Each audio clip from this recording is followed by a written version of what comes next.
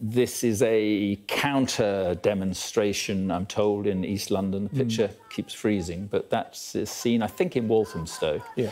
And that may be the picture for the night, in a way, in many places, because they well, I think the police are expecting 30 counter-protests around the country. There could be many more than that.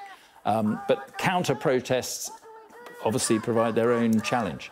They do. When you've got two opposing groups, you almost have to sit between them, separate them, keep them apart. Walthamstow was one of the locations advertised as being a location that it was likely to be a protest tonight against either an immigration office or a venue or something. So you've now seen the counter-protest coming out.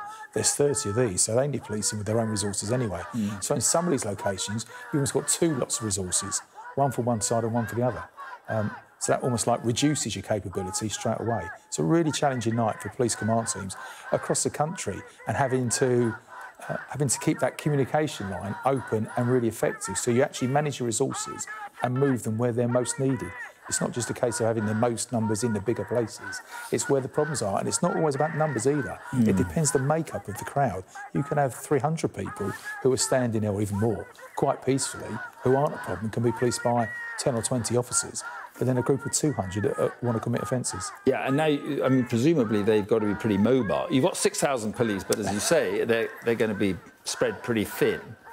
They've got to be well organised, communication's got to be good, and they've got to be mobile. So they're in place, I guess. I mean, you don't have to tell me, but I assume they're in places quite close to motorways. Well, I don't know where they all are, but I would imagine, if you're being sensible, if I was still sat in a tactical meeting, they would be located in strategic locations, probably close to the motorway network, where they can get to maybe and you would have almost like a priority list of where you, almost not, it's from intelligence, from known information, where you think they're most likely to be used. You put them closer to those. If you then need to redeploy them, you can, but clearly located close to motorways.